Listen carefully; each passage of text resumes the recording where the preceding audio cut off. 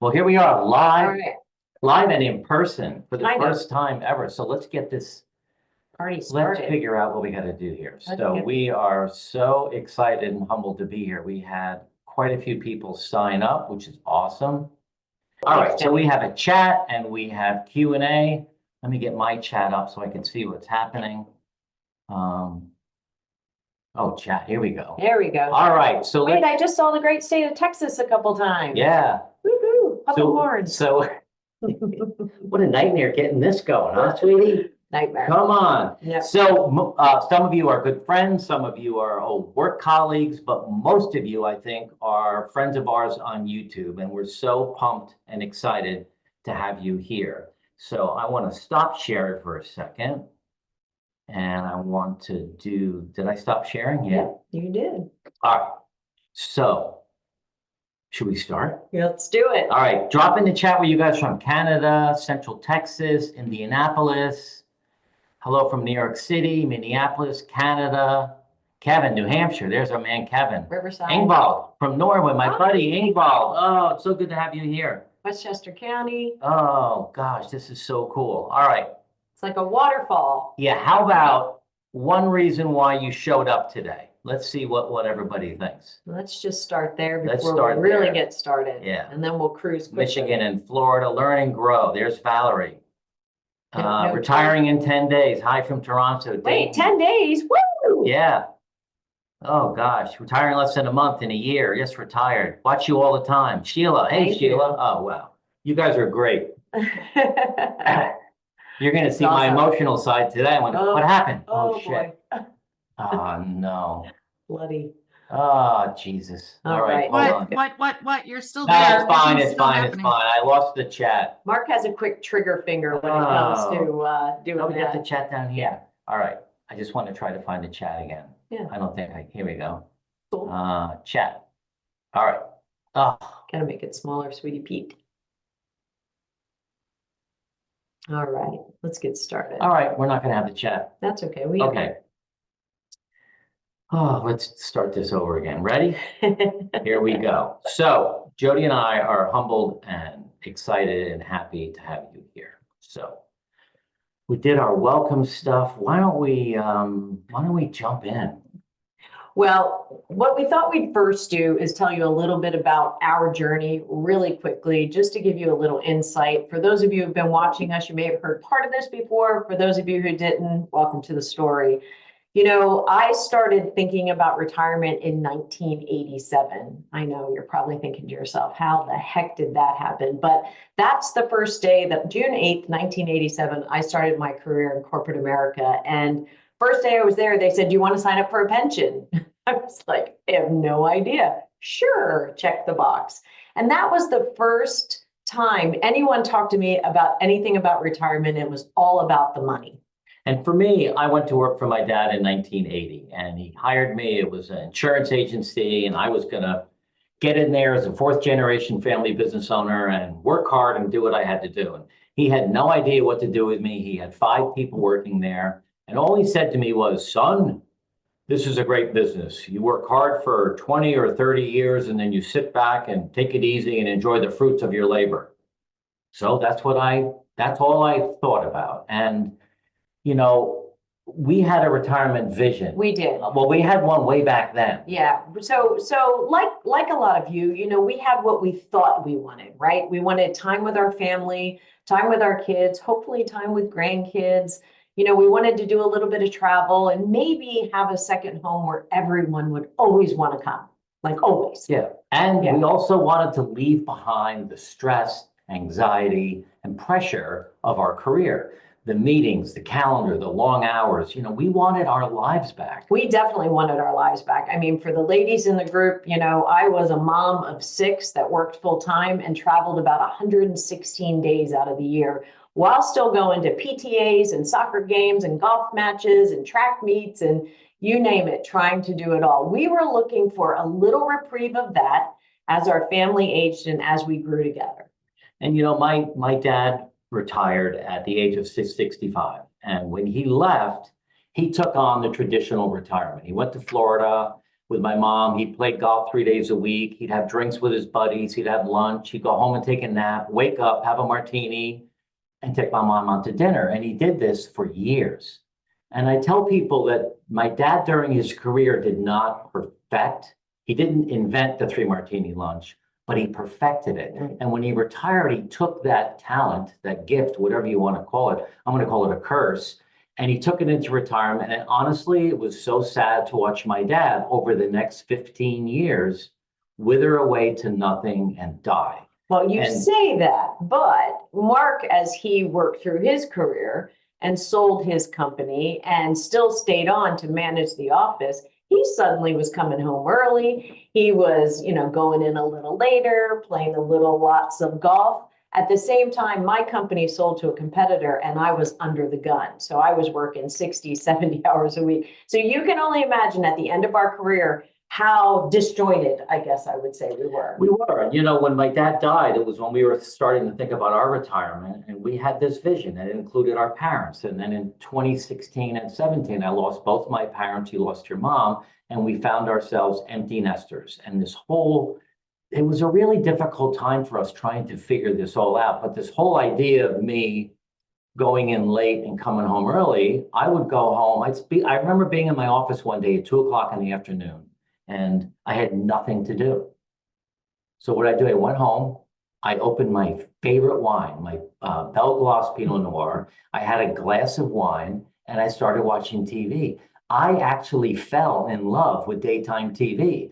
So I'd have a glass of wine, fall asleep. I'd hear Jody come home. I'd wake up and you'd walk in, and it was not a good scene. Well, it wasn't a good scene. I mean, imagine, coming in like kind of stressed out, after a 12-hour day, there's an empty glass of wine and your husband's asleep watching Ellen, and it was just one of those things where we knew that was kind of the hammer to the head, that we knew something had to change. Right. My stress level was at an all-time high, and Mark's real purpose level, if you want to call that, was at an all-time low. So we decided finally that we were going to leave, and we retired in December of 2018 together at the same time on a Friday. And I remember that first Monday, we were looking at each other like, well, what are we going to do now? Well, we traveled, we enjoyed ourselves, we played a lot of golf, we went to see our kids. They all lived in different parts of the country. And, we ended up drinking our way through life and eating poorly and not exercising. And I remember this great bucket list trip. We went to Bora Bora in the spring of 2019. And when we got back was that infamous summer. That's right. That's right. I think you should show that terrible picture of us. Well, let me try to get the chat back, and then I can go to, okay, the chat is back from me so I can see what everyone's talking about. But where do you see this group of pictures? Okay, share. Here it is. All right, can you see our slides yet?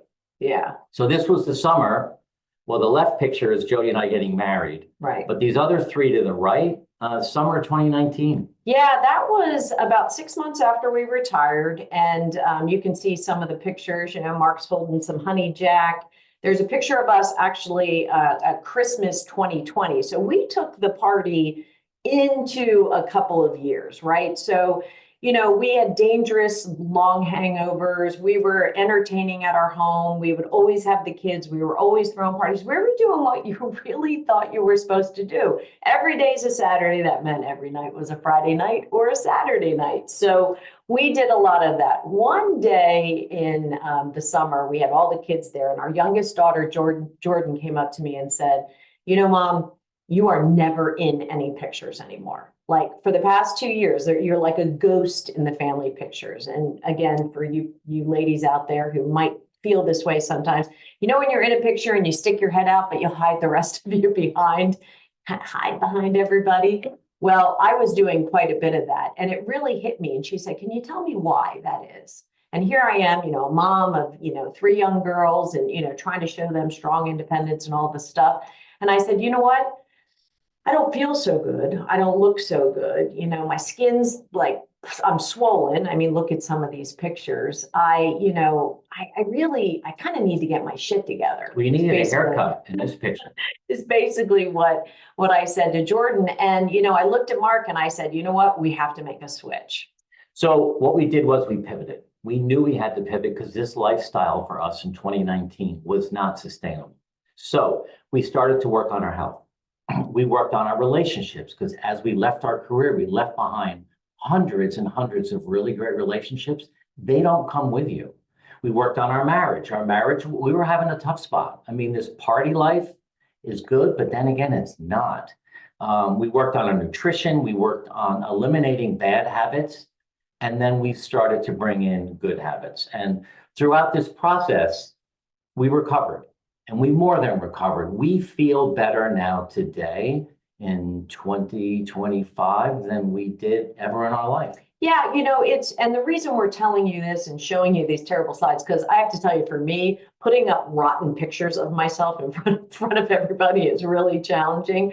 But the real point is, we knew kind of we had hit rock bottom and we knew we had to make a change, because here we were, young retirees with 20, 30 years ahead of us, and we were on a real big slide. So we started doing some things for ourselves. We were happier, we looked better, we had more energy, we were falling back in love with each other, learning more about each other. And, all the while, as all this started to show up, people would say, help us. Yeah. Tell us what you're doing. So that's how Retirement Transformed was created, or that's when it was born, where we, for the past 7 years, we did a few online courses. We have some workbooks and some ebooks. We've created strategies.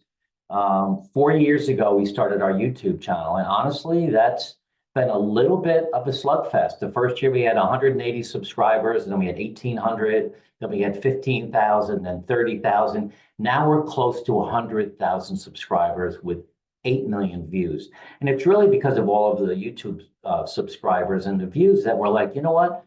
We need to create something that's really special to help people transform this their life in this phase. And we're going to talk about that at the end. But we really are so excited to share with you today a lot of what we are bringing to the table. But this is the slide we want to pause for a minute. So everybody needs Can you give me a minute to cry? No crying. Everybody needs an inspiration, right? When you're at your most vulnerable point, when you're at your low, right? When everything kind of seems like, like the horse is out of the barn. Mark and I use this picture, and this is a picture of our entire family, as our inspiration, looking deeply into each one of those souls that we created or we acquired, right? So some of them are, son-in-laws, daughter-in-laws, and those type of things. But, we knew we had 20 or 30 years ahead of us with them. And we wanted to be our best selves for them, for ourselves, and with them. Right. And, I have 3 sons. Jody has 3 daughters. We have 3 are married.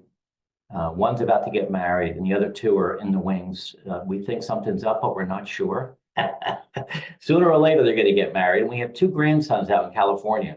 But this was a picture of Thanksgiving 2 years ago down here in Florida. And this is really what keeps us going.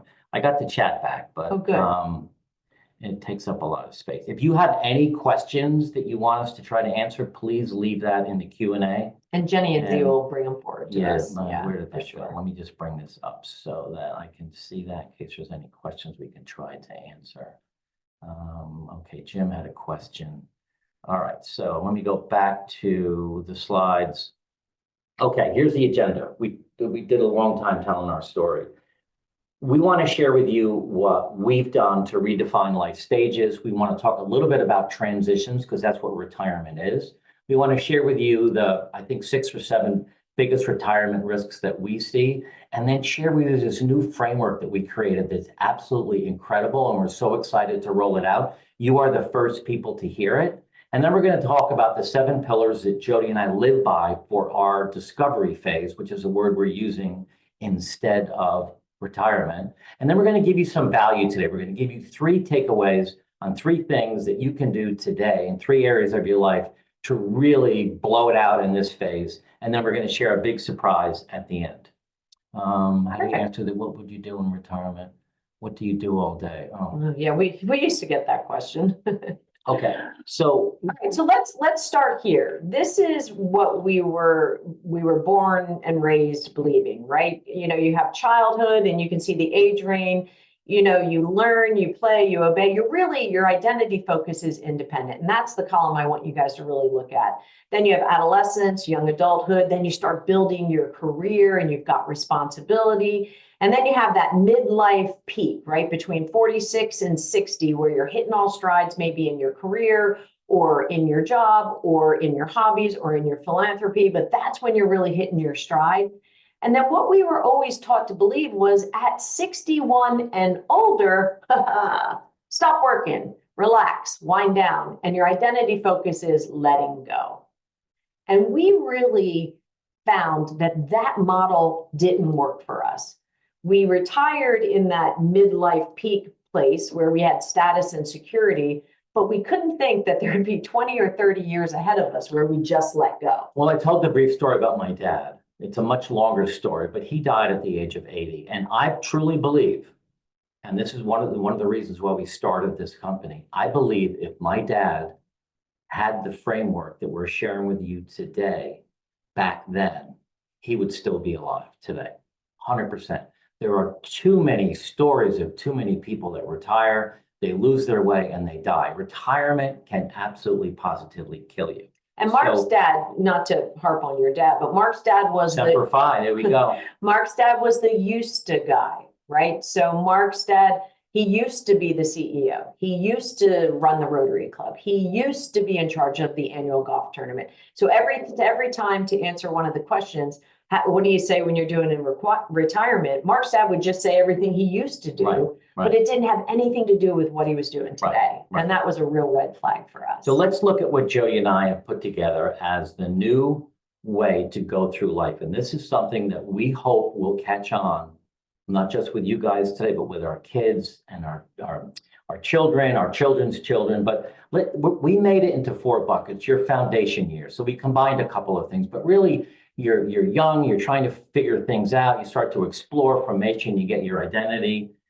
Then you start to contribute to society. Maybe you build a family, you're getting some good traction in your career, you're building a community, and then you get into your discovery years. And this is what's going to replace retirement, we believe, in the future. 50% of babies who are born today are going to live to be 100. So, I mean, the old methodology didn't even account for that. They just said 65 and then you stop doing things. No, 65, 55, you start doing things. You start doing what you were meant to do. And we get such pushback on our YouTube channel about continuing to work. It just doesn't make any sense to work till you're 60 and then just play golf 5 days a week. It just isn't that much fun. And you're not doing that much. So discovery years we're going to spend time on, and then you get into your wisdom years. And one thing I would say about this slide, just stay there for a second. We tested this on various different age groups. So if you're 25 and we showed you this model, here's what we heard. This model gives us perspective. And then I realize I don't have to have it all figured out because life's going to unfold. If you're 45, we heard, I hope that something richer comes after all the striving. Because, when you're 45 and you're striving and you have 6 kids and you're trying to balance everything, you kind of can't get out of your own way. So then, the path offers something between 55 and 75 in those discovery years that doesn't lock you into retirement, that doesn't lock you into a sedentary lifestyle, that still provides you with hope and energy and contribution. And that's the real phase that we want to talk about. And here's the big news. We are not trying to create a model. We're trying to create a movement. We want all of you to start telling your 10 friends what you heard today and this idea of discovery years. Let's reframe retirement from the old way to the new way and create. Can you imagine what are we, baby boomers? All the baby boomers in I'm a Gen Xer. Well, you're a Gen Xer. But just imagine if all of us were on this call today, when we start thinking differently about giving back, about learning, about making a difference. That's the movement that Jody and I are excited about. So this is the discovery years. It's the 20 or so years after your career, or 30. And it's not about slowing down, it's about waking up. We're going to talk to you in a minute about retirement drift, which is what we named this problem that we all have in retirement, and really start to discover who you really are, what you were meant to do. and design your next chapter with intention, not guesswork. Yeah, I mean, you really need to think of this as a season of reinvention, a time for you to rediscover who you are outside of your career or the title that you once hold. And it's really about moving from all of that career craziness to yourself. And you'll see that when we get in through transitions. All right, so this thing just trying to move on. Okay, so let's spend a second on transitions. When we showed you that slide earlier, when you go from school transitions, middle school, high school, college, your first job, promotions, marriage, birth of a child, the average person has about 3 dozen of these in their life. Every 12 to 18 months, you go through a transition. So there's typically an ending. So you leave middle school and you go to high school. That's the new beginning. But this neutral zone, this is when you're confused, you're disoriented, you're frustrated, you're skeptical, you're apathetic. I remember my summer between middle school and high school, and it was a whole different building. I'm hanging out now with seniors and sophomores and juniors, and it was a scary feeling. Retirement doesn't have any help at all until now, how to get through that transition. And it's interesting because, there's something in your life besides transitions, right? So if we all go through transition every 18 months or 2 years of some kind, every so often, and in the most people, 3 to 5 times in your life, you'll have things that are called life quakes. So think about that for a second. What is a life quake? And that's really a major event in your life that causes major upheaval and change. So you have transitions where you're in the ending, the neutral zone, and then looking for the new beginning, and then a life quake hits. For me, it was the death of my mother. My retirement plan included Sandy Evans, lock, stock, and barrel. I'm going to cry because, she was a young mom. So grew up with her. I really thought she'd be there for me. But this life quake happens, whether it's a death of a loved one, a divorce, a positive life quake, like a remarriage, a blending of families, a negative one, like a major illness, which we're dealing with right now in our family. But, there's got to be a way to get through that with a mindset that helps you and that makes you move forward. If you find retirement is a life quake for you, stick with us because we're going to help you get through that.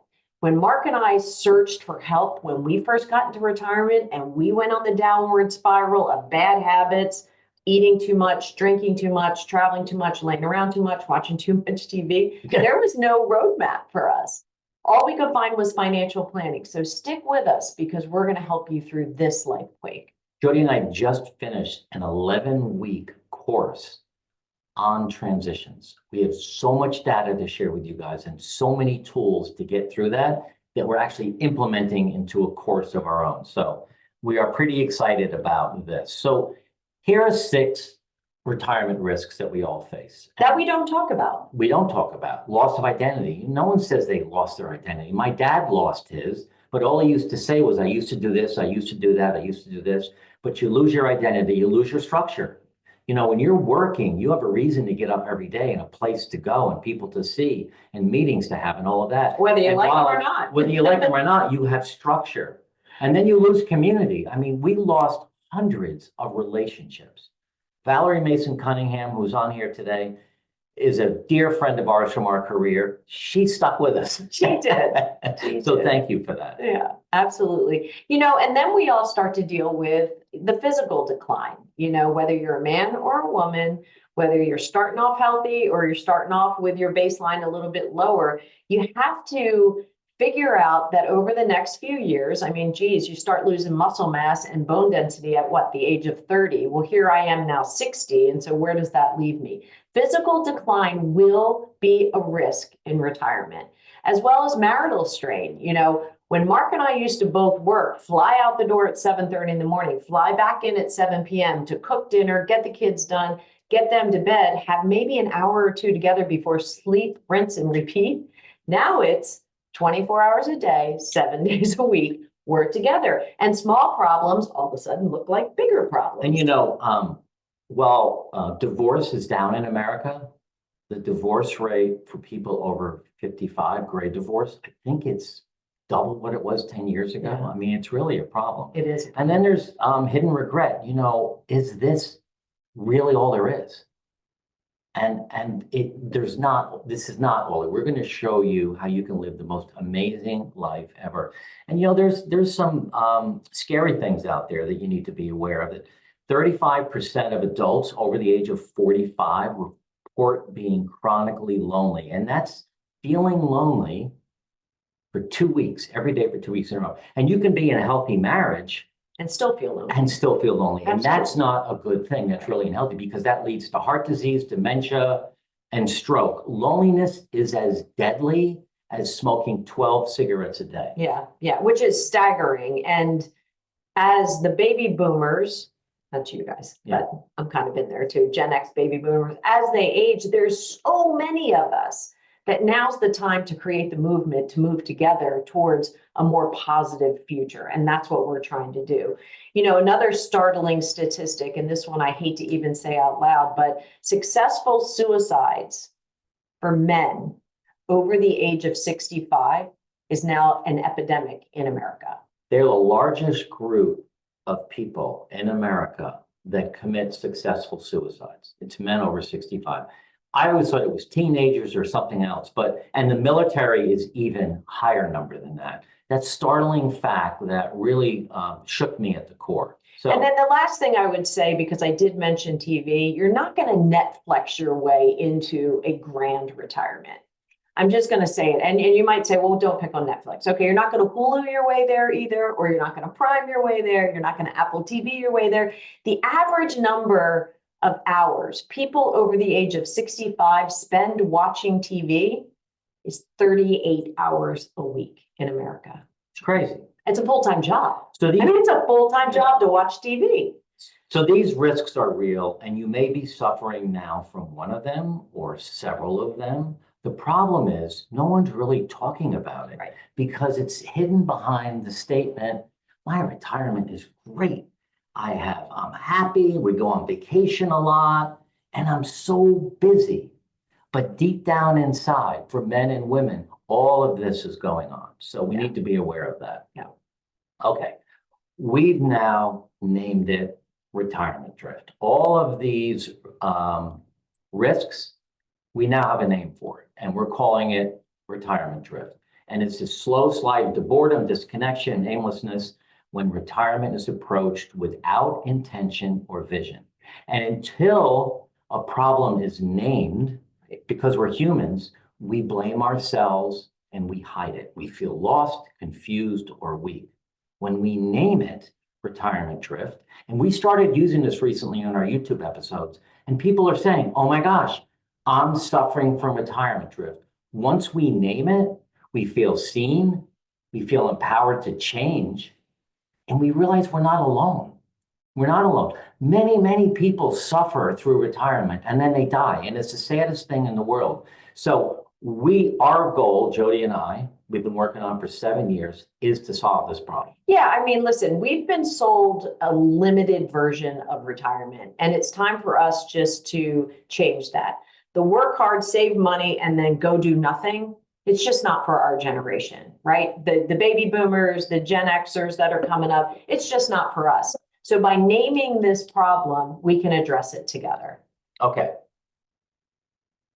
So we have built a path, a roadmap, and it includes 7 pillars. And we're going to dive deeper in these in a minute. But we put them into 3 buckets. One of them is working on yourself, and that's your body and bringing in physical exercise and good nutrition. One is your mind, working on being calm and working on your relationships. You're not always stressed out. And then your spirit, which can be your spirituality, your spiritual connections, whether it's just walking in the forest or believing in a higher power. So those are 3 of the pillars for self.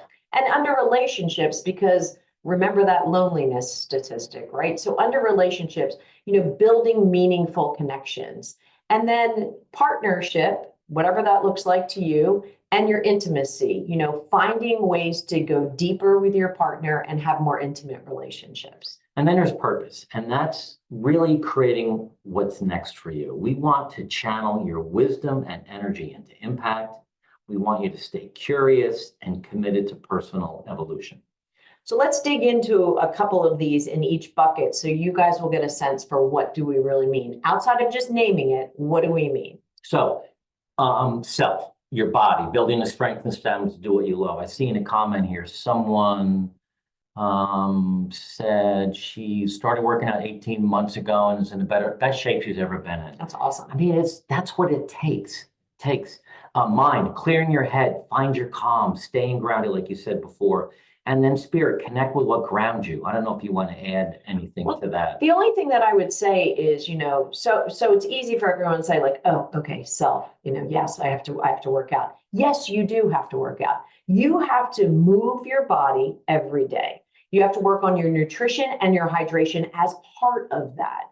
You have to be proactive in your physical health with your doctor's appointments.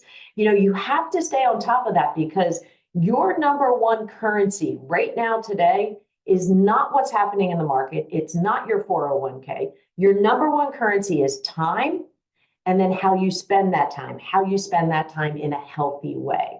That's it, people. That is the end of the story. That is your number one currency. There's two things, lifespan, and you can do all the formulas. I'm 68 years old, so my lifespan's, I don't know, if you look at the calculator. What? 88. Wow, that's great. Yeah. I thought it was 82. I think it's 88.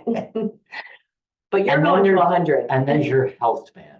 And that's almost more important, the quality of life that you want moving forward. So, and sorry, go ahead. I'm just saying there's so many books out. Peter Attia on Outlive. A new book just came out today. I don't have the name of it in front of me, but it's a doctor that did this study, and he looked at dozens of 85-year-old healthy people to try to find out why they're healthy. Is it their DNA or what? Well, it's not their DNA. It's because they don't drink, they eat right, they're not overweight, and the biggest thing, they exercise at least 5 days a week, some of which is weightlifting, weight exercise. So that's why these people are 85 years old and healthy. And what I would say is, we hear from a lot of our clients that they enter this discovery phase exhausted, tired, lackluster, no energy. And you know what? The thing that I would tell you is energy isn't lost, but it gets leaked away from you in your daily decisions. We were making really bad daily decisions and we were losing energy, but we weren't conscious about it. A daily decision that was bad for me, which sounded great at the time, was let's start the day and maybe have an Aperol Spritz and maybe a Sauvignon Blanc for lunch, maybe take a little nap. You know how tired that makes you? All the sugar, and I'm not a good napper, so that never worked for me. All right. But let's get back to energy. So we want to give you some simple habits that can bring back energy. This is why people get it wrong. They mistake fatigue for aging. That's BS. It's not because you're getting old. And the people are waiting for motivation to return. It doesn't return. You have to create it. And you have to lose those anchors. Because you lost the anchors that gave you structure, getting up in the morning to go to work and everything else, without a routine in the morning, you start the day lost. And it's so hard to gain your footing. That's exactly right. The next one is waiting for motivation just to return to you. Like you can sit in the chair and wait for motivation to show up. That's not how motivation happens. Motivation doesn't just show up. You have to make motivation with a conscious decision. So let's reframe this today. And we're going to give you 5 tips in a minute, but reframe this lack of energy. So one is it's a practice, not a personality trait. Well, that guy has a lot of energy all the time. No, it's a practice. You have to make it happen. And movement fuels motivation. You'll see in the tips in a minute. You have to get up in the morning and move. You can't get up and lay in bed and scroll. That is not going to motivate you. No matter how long you scroll, you will not be motivated. And then purpose creates energy. We're going to talk a lot about having purpose in your life. That creates, look at the energy we have today doing this. I mean, an hour ago, we're out back napping. Yeah, we were No, we weren't. But it's really important to change your perspective on energy. So here's 5 things that you can start doing today. Write these down. And you're going to get a replay of this so you can watch it again. Right. And you can share this with your friends too. But the first thing is start your day with a 10-minute movement ritual. I don't know, it could be jumping jacks, push-ups, sit-ups, or walk. Leave the house, walk one way for 5 minutes and come back Right. and then have your coffee. Well, no, don't have your coffee. Okay. Because this is something that Mark and I have instituted, and I will tell you guys, this is a game changer, and it's the silliest thing. When you get up in the morning, you have to remember for however long you've been in bed, let's say you're a good sleeper and you were in there for 8 hours. For 8 hours, your body has been dehydrating. So when you get up in the morning, the first thing you should do is grab a big 8 to 10 ounce glass of water and just drink the water before your cup of coffee or your cup of tea. So yes, go out for your 10-minute walk with a bottle of water. Perfect. Come on back in and then have your coffee. Right. That's a good point. Third thing, anchor movements to everyday tasks. So, when you're on the phone to one of your kids or a friend, instead of sitting down, get some earbuds and walk. Right. We both walk Ruby, our dog, who's down there in the chair, 2 miles each in the morning and at night. And that's when we make our phone calls. Right. So anchor things like that to everyday tasks. Build a why I move statement. I'll share this with you. I do this in some of my coaching, is that my physical wellness vision is that I will be physically independent at the age of 90. I won't have a walker. I'll be able to get up and out of a chair by myself. That's what gets me up in the morning to go to the gym at 5 o'clock, 5 days a week, and gets Jody to go to the gym 5 days a week at 7 o'clock. Our morning routine is so tight. By the time 9 o'clock comes around, we've done more than most people do in their whole day. But that's why I move. That's what gets me to go to the gym and eat right and not drink. That's, for me, that's my vision. You need one too. So as an effect of all this energy, I then have a hard time ramping down at night. So we put number 5 in. And I end the day very calmly. Mark is a good sleeper. He goes to sleep at 8:30 and 9 o'clock at night because he gets up so bloody early. But I get into bed and I read, and then I do a quick reflection on how did I do today with my energy? How did I show up? How did I show up at the gym? How did I show up for work? How did I show up at the office? How did I show up for a friend? How did I show up with my energy level? And I give myself a little bit of an assessment and a little reflection on that before I start my breathing exercises to go to sleep. Because it takes me, Mark can hit the pillow and fall asleep. I'm an unwinder. So it takes me, I need a process. So we put number 5 in there to help those of you that also need a process. I hope that was helpful. Let's look at relationships. You are not meant to go through this chapter alone. You're not. There are so many people who are alone. And whether you're a solo retiree or you've lost your spouse or you're divorced or something like that, you're not supposed to be alone. That's not what God wanted for us. We're supposed to have connection. So in this module, number 4 and 5, it's about building meaningful connections and the intimate connections that you have, your partners, the most important connections, including your children, grow together with clarity, joy, and deepness. I think that sums this one up. Yeah, I think so. The only thing that I would say about meaningful connections, I get a lot, I've got a couple of women's groups, and I've got some women that say to me, Jody, it's not that easy. Not everyone's an extrovert like you. Well, I have to tell you, I'm not sure that I'm an extrovert when it comes to personal. I was a corporate extrovert. I could rally the teams. But in a personal sense, I'm a little more one-on-one. I mean, I really like the one-on-ones. I put myself, I hadn't played golf ever, really. So I decided I'm going to get golf clubs and I'm going to go join a ladies golf league. I did not know one person. I was 58 years old and I was picking up a new sport. I'm highly competitive, so I thought I'd be good at it because I'm kind of physical. No. But I joined a league in Connecticut. I joined a league down here in Florida, and I absolutely fell in love with the connections I began to make with new people, which then triggered me to connect with some old friends that I had lost touch with. You can do it. I mean, you don't have to be a blooming extrovert to get it done. Are you watching any of these comments? Look, Coach Dr. Wu, he brushes his teeth balancing on one leg at a time. There you go. Maybe Come on. you could do a tree position, put your foot up. All right. So finding your people. We're going to give you 5 simple habits to rebuild community. And we're going to do these kind of quicker because we really don't want to go past 3 o'clock. We really want to respect your time. And maybe we need to do this again sometime. But here's why people get this part wrong, community. Whether you're an introvert, and I'm an introvert as well, even though we're doing this, it takes a lot of energy for us to be like this. But waiting for friendship to come to you, it's not. Right. It's not. You've got to start going out of your way to open some doors. Right. And believing that it's too late to start over. It's not. We started over. We moved from New York to Connecticut, now to Florida. We started over 3 times already. It's just Since we retired. Since we've retired. Right. And it's just having this different mindset we're going to talk about in a second. So, and it's not too late, and underestimating the power of small gestures. Smiling at someone when you're walking down the street. Holding the door with someone in the store. How are you today? Engaging with the shopkeeper, talking to someone sitting next to you Right. in a restaurant. Right. Absolutely. Absolutely. So let's move to the new perspective. You know, building community is a skill. It's not just luck. You know, you see people that kind of just, people just kind of, congregate around them just because they've walked into a room. It doesn't always happen that way. You have to be purposeful and intentional about your relationships. Like her or not, Jane Fonda has a great quote around friendships older in life. She said, you know what? Make them meaningful and make them intentional and work at it. And that's what you have to do.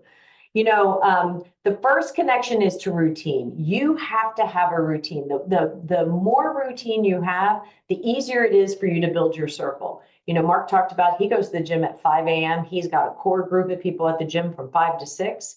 He comes home, we have a cup of coffee. I go from 7 to 8, so I get there about 6:45. And I have a whole different group of people there from 7 to 8. But I'm there every day. I see them every day. By chance, you're working out with them. You're helping them. All the different things. So if you connect to routine, you will connect to people. And then also remember, your presence is a gift. Offer it freely. If people ask you to do things, say yes. I got in the elevator yesterday to go to my skin doctor, and this guy walks in. He didn't look at me. He's in there, and I think, I'm going to say hello. Hello, sir. How are you?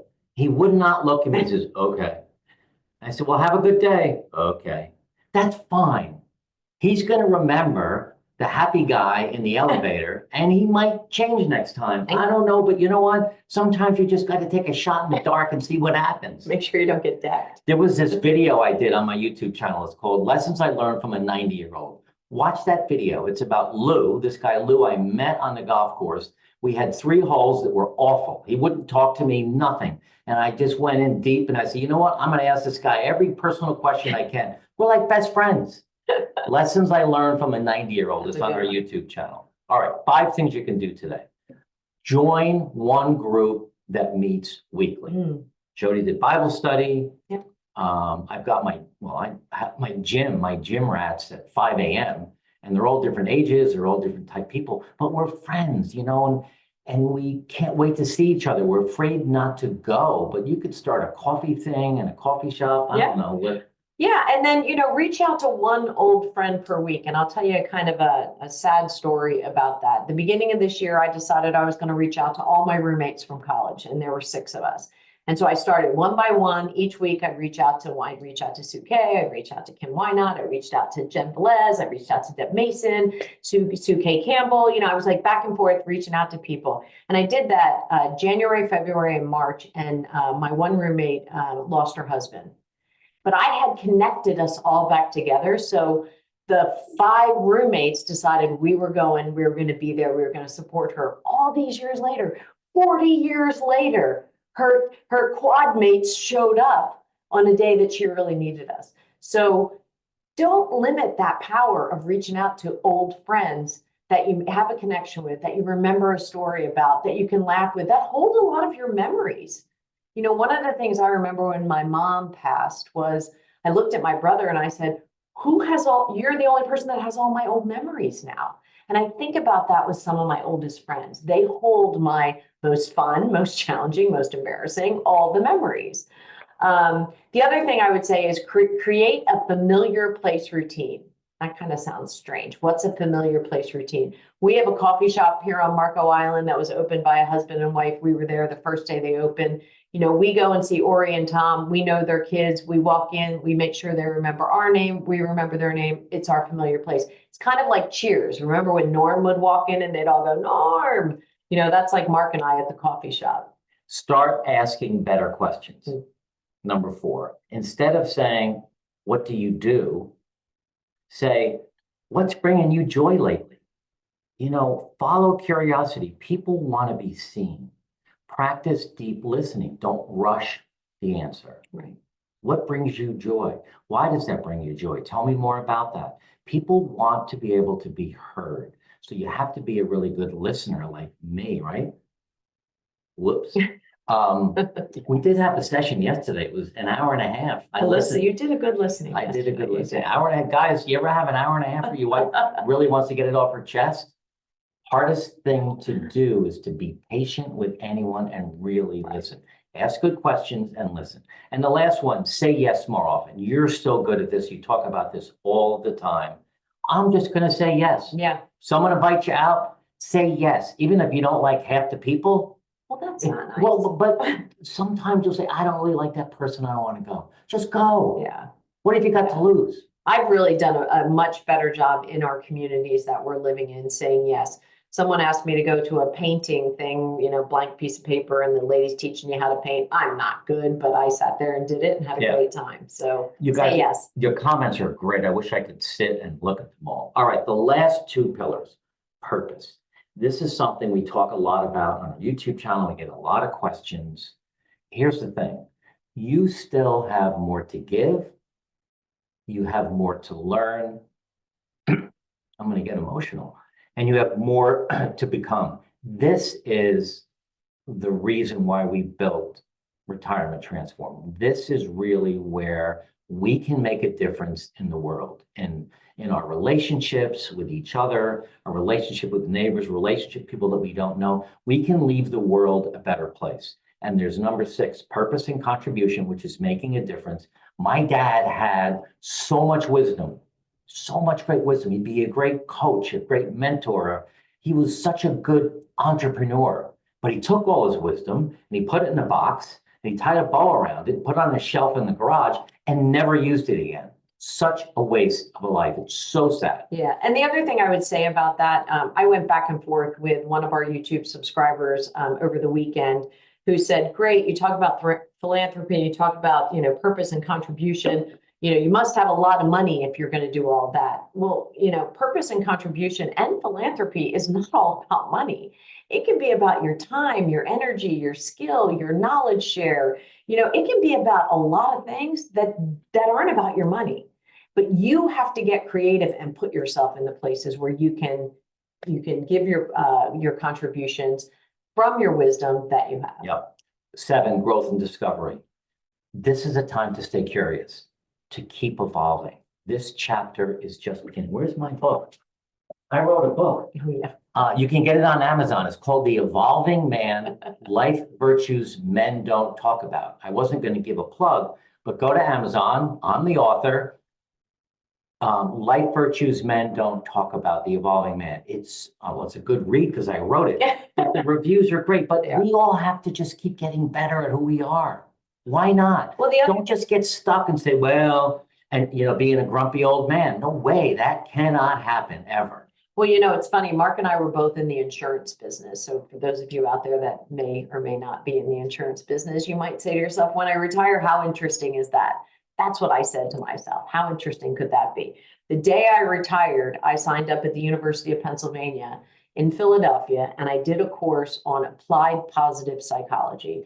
Not the psychology that talks to you about what's wrong with you, but the psychology that helps people figure out what's right with them. That was a pivotal change for me because I went from years of analytical insurance and years of selling and years of client issues and years of all that.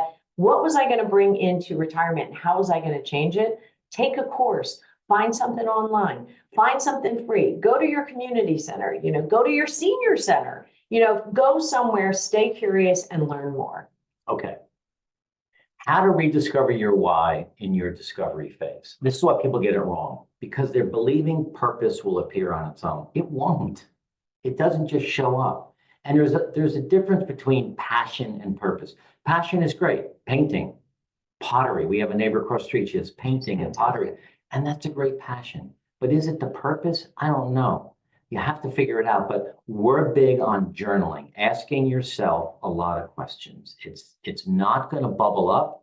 You want to um, you want to have some free thinking. I always believe that there's a voice inside of us from a very young age that we tend to dampen, or our parents might have dampened. I want to be a doctor. No, you don't want to be a doctor. It takes too long. It's too expensive.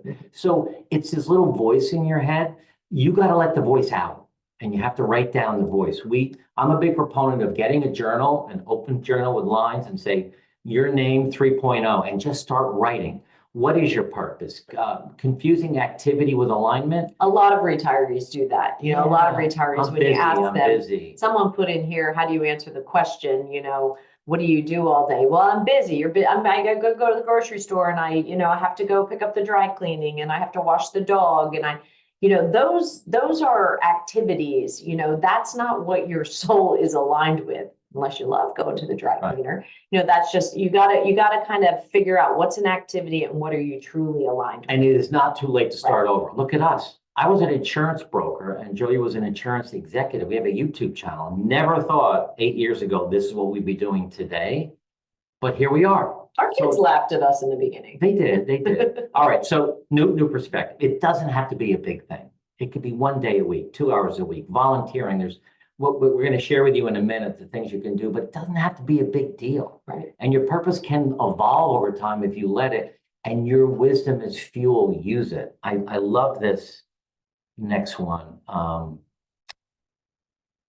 Yeah, I like number 4, but I love number 4, but number 1, asking yourself the right question. So this is really how to rediscover your why, right?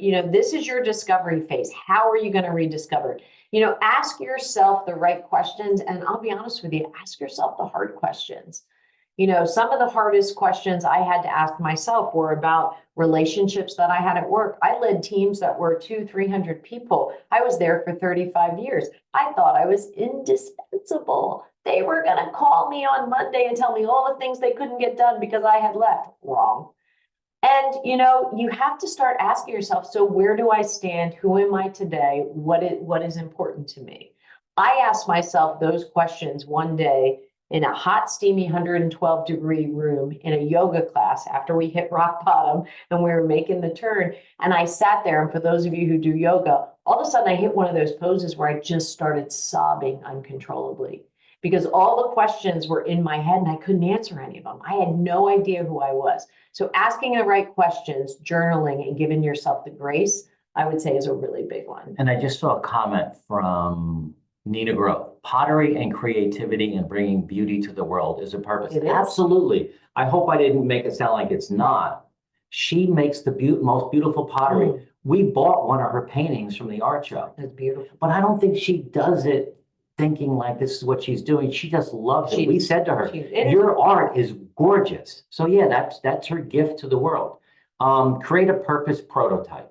Like just say, I'm going to be the greatest pottery maker on Marco Island, Florida. And then play with it. Give yourself an hour a week, 2 hours a week, 3 hours a week. Keep toying with the words and the thinking about it and play with it. And it'll start to evolve if you're asking the right questions, creating a prototype, and build this into your routine. Right.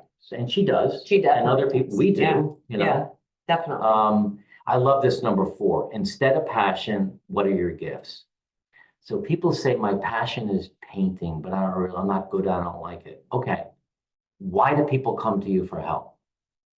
And ask them. This helps you uncover what your gift is. Are you a problem solver? Are you a mediator? Right. Are you really good with numbers? Were you a CPA your whole life and you really don't want to become a CPA again? But there's tons of nonprofits that really could use your advice and counsel on how to put things together. So start asking your family and friends, what do you think I'd be good at? Well, ask yourself, what are your gifts? And go deep, start surface, my gift, I'm the chief fun officer of our family. So I'm fun. That's a gift. That's not a really deep gift, and then Mark and I kept asking each other the question, go a layer deeper, go a layer deeper. And it came up, my gift is I have endless capacity for humans. I have a lot of capacity for people.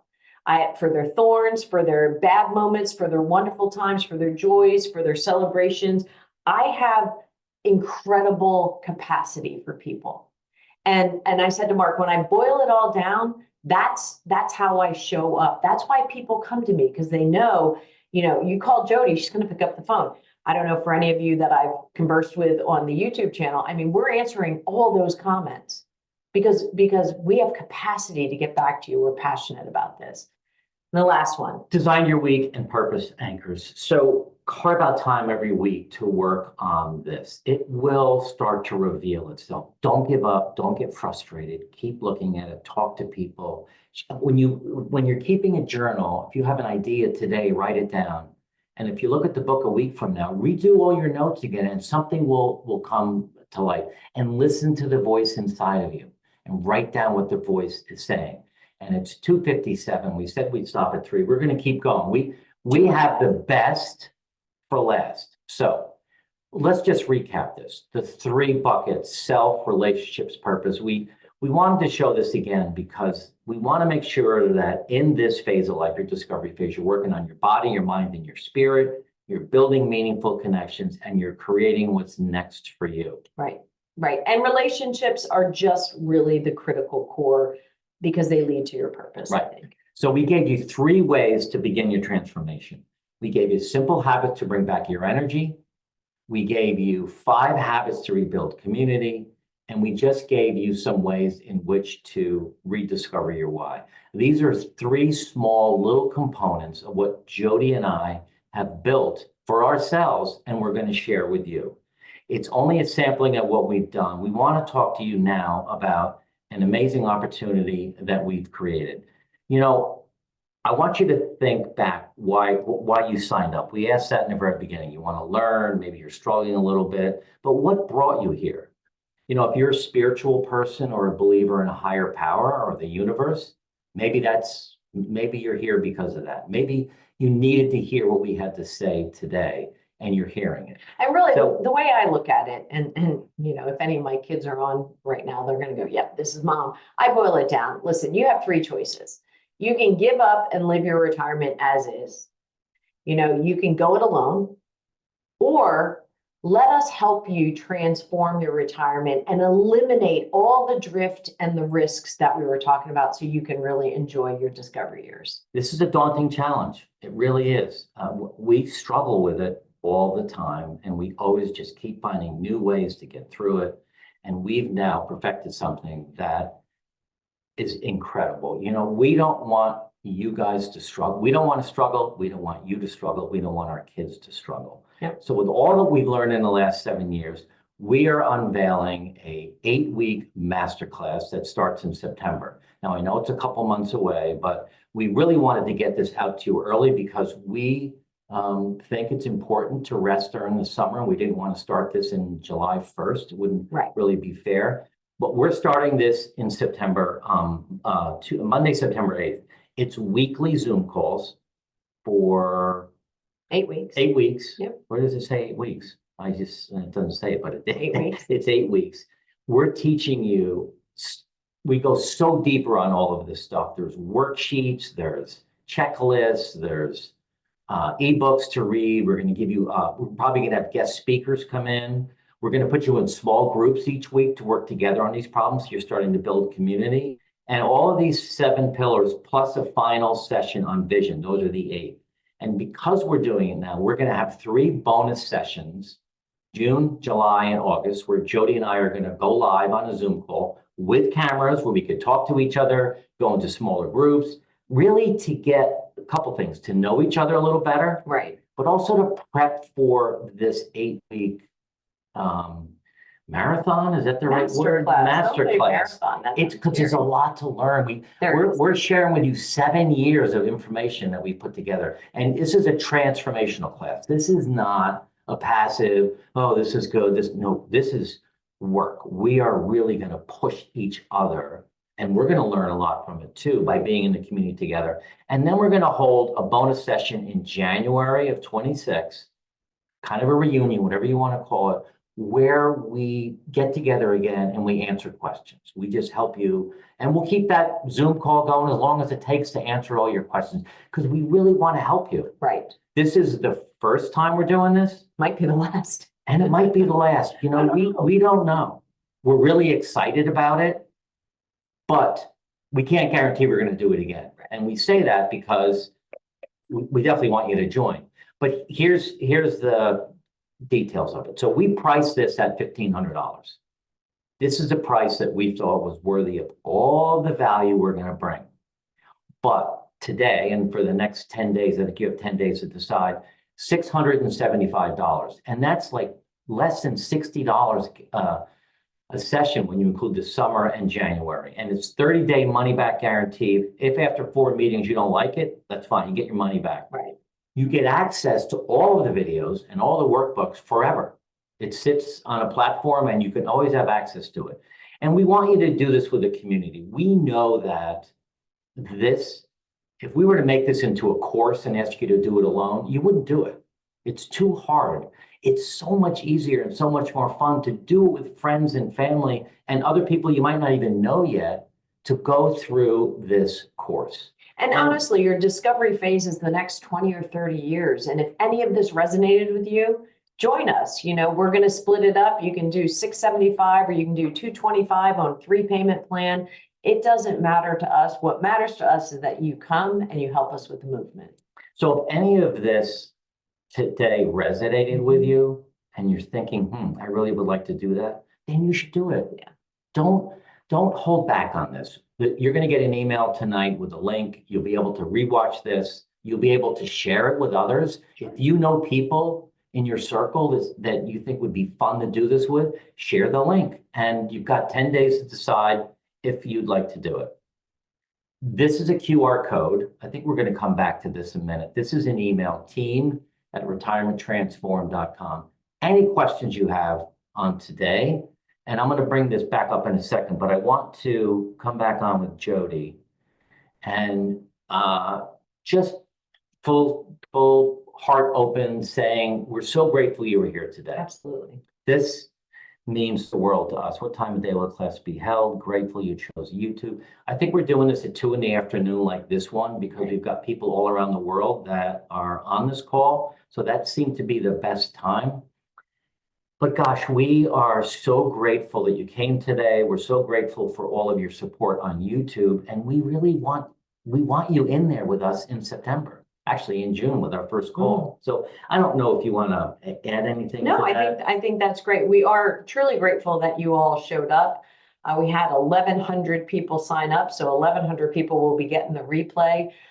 Don't know how many will show up or sign up, but we are going to try to limit this first round to a small enough group that we can manage, that we can give all the input, that we can have the powerful impact that we want to have on your discovery years.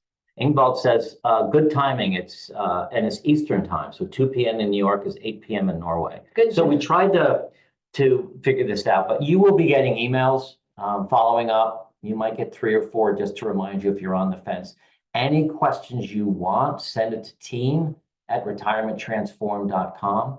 And our team will answer it and they'll forward to us. We'll see that email too. We'll answer any questions that you have. I don't know how to put that QR code back up again, so I'm not going to do it. Okay. But I think, thanks for joining us. Yeah, we so appreciate you being here. Is there any questions? No, we're good. Thank you, guys. Hope to see you in June on our first call. There are some questions if you want to try and go through a few of them. Oh, okay. Let's see if we can see. I got to put my glasses back on. I can read a couple that I think we've gotten quite a few as a theme, if that would be helpful. No, well, I'm just looking at it now. How can I download the material? You're going to get a replay. I look forward to watching the session again. Thank you very much.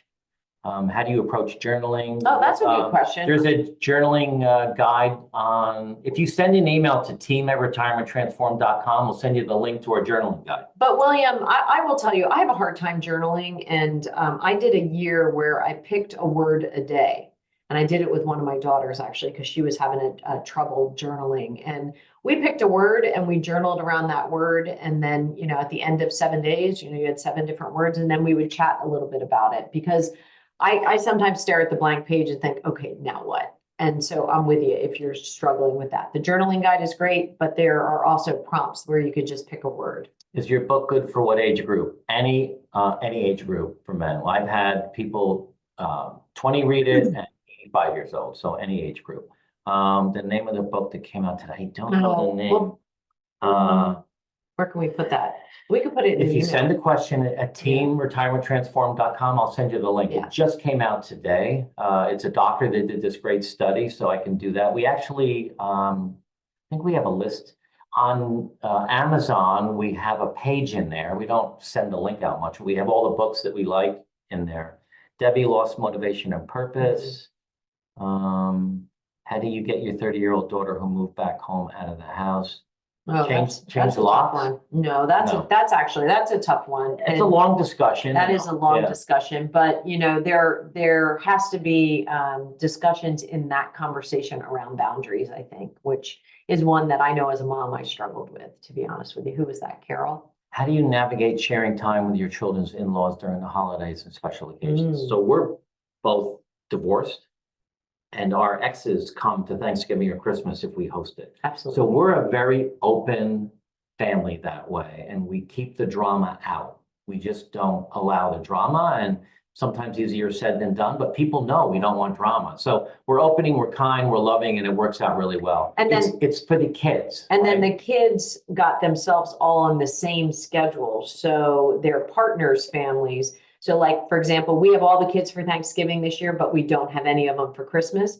Next year, we'll have them all for Christmas, but we won't have any for Thanksgiving. They all organized so that they could all be together. Here's a question, Sharon, for you. Okay. I'm 57, my husband's 61. He's loving being retired. How did Jody, as a younger person, accept this new phase being so young? I struggle with acceptance of retirement. You know, I struggled with acceptance of retirement too. I always felt that there was another deal I could do. I felt that I had more to give. So I did go, first thing I did was I went back to school, and I learned a lot about positive psychology and mindset and changing your mindset. And then from there, I launched forward I went to the University of Hartford, and I became a mentor for young student athletes because I was a student athlete in college. So I found ways to give of myself, my time, and my talent, where I felt that I still had a purpose. So I still had, I would say for the first year, Carol, I probably had 4 days a week that I had something on my calendar. I ran a group called Women in America. I worked on a nonprofit that helped young female entrepreneurs. I did mentoring at the University of Hartford, and I went to school. So that first year, I didn't allow myself to just kind of do nothing because I felt like I had more to give, but I can definitely identify with that. Jill, what is your most challenging bucket in your discovery phase, and how are you getting past it? You know, we've been working on these for a long time, and I think we don't have a difficult one anymore. We are in them in different levels. I mean, is there one that you struggle with more than others? Well, I will tell you, again, I hate to do the sad story thing, but you know, when my mom was on her deathbed, you know, in hospice, fighting pancreatic cancer, she did what moms do, right? You know, I'm so proud of you. I'm so proud of your kids, blah, blah, blah, blah. And I was like, thanks, Mom. And she said, but, and I'm like, oh my God, on your deathbed, you're going to give me a but. And she said, I'd really like for you to find your faith. And I'm thinking, Ma, I got 6 kids. I work full time. Okay, yeah, sure, great. I struggled with my faith, but that conversation 7 years later still rings in my head. So I started 2 years ago. So I was already retired for 5 years. Started 2 years ago digging into my faith and finding what that meant for me and how I wanted to use it, how I wanted to learn, what I wanted to do. So that was probably that spiritual piece was probably my biggest challenge in retirement, was finding faith. Yeah. But I found it, and now I'm really super excited I did. So I hope this was helpful, and I hope that you join the masterclass. It'll be a lot like this, answering all your questions. If there's a need for it, Jody and I will do extra meetings throughout the 8 weeks to do just office hours to answer questions. You know, it's amazing to think that people can struggle in retirement, but they do. They just don't talk about it. And now we're trying to listen. The stuff we're talking about today should be taught in colleges. This new framework we put together with the 4 phases of life, that should be taught to people at a young age so they know what's expected of them. Because right now they're being told you retire and then you just take it easy and do nothing, and that doesn't work. So thank you all for being here. We really appreciate it, and we hope to see you in the near future. Here we Thank go. you. Bye.